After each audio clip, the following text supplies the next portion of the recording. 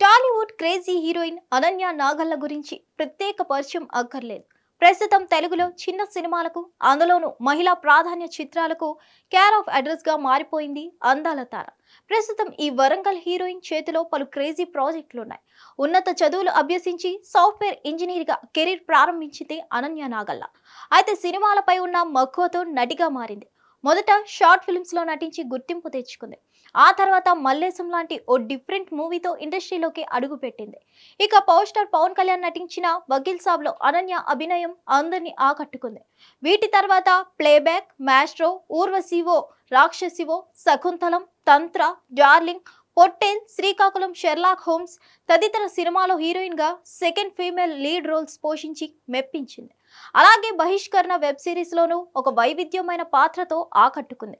ప్రస్తుతం ఈ ముద్దుగుమ్మ చేతిలో పలు సినిమాలు ఉన్నాయి.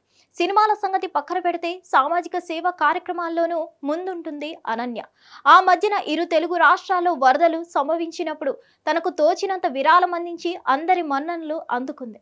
అలాగే హైదరాబాద్ నగరంలో రాత్రులు రోడ్డుపైనే నిద్రించే పేదలు, అనాథలకు దుప్పట్లు పంపిణీ చేసి తన అందమైన మనసును చాటుకుంది. ఇటీవల పహల్గాం ఉగ్రదాడిలో ప్రాణాలు కోల్పోయిన నెల్లూరు జిల్లాకు చెందిన మధుసూదన్ రావు కుటుంబాన్ని పరామర్శించింది అనన్య. వారి ఇంటికి వెళ్లి మరీ బాధిత కుటుంబ సభ్యులకు ధైర్యం చెప్పింది.